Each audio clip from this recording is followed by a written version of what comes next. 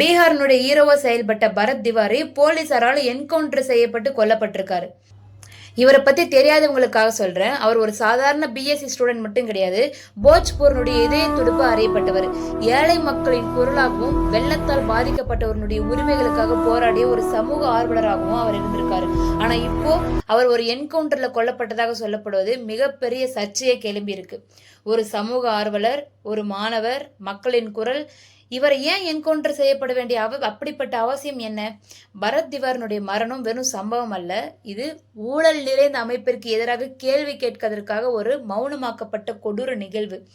போஜ்பூருடைய இதயத்துவப்பா இருந்த ஒரு இளைஞன் அதிகார வர்க்கத்திற்கு ஏன் இவ்வளவு பெரிய அச்சுறுத்தலாக தெரிந்தான்னு பார்க்கலாமா?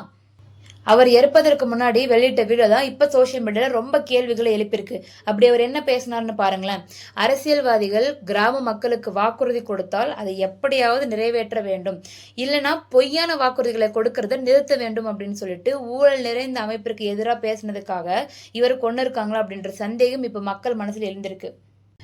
அவர் இறந்த பிறகு அவரை தேடி வந்த மக்கள் கூட்டமே அவர் மக்களுக்காக எவ்வளவு உழைச்சிருக்காங்க அப்படின்றது ஒரு சாட்சி. உண்மை ஒருபோதும் புதைக்கப்படாது அப்படிங்கிற வாசகம் இப்ப எல்லார் மத்தியிலயும் ரொம்ப ட்ரெண்ட் ஆயிட்டு இருக்கு. நீதி தாமதப்படுத்துவது நீதி மறுக்கப்படுவதற்கு சமம். சட்டம் யாருக்கும் மேலானது இல்லை இல்லையா? இப்போ பீகாரினுடைய இந்த இளைஞருக்காக மக்கள் நீதி கேட்கறாங்க. இந்த சம்பவம் குறித்து நீங்க என்ன நினைக்கிறீங்க?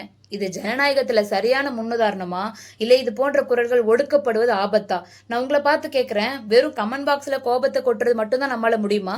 இல்ல இந்த சிஸ்டத்தை உடைக்க வேற ஏதாவது வழி இருக்கா?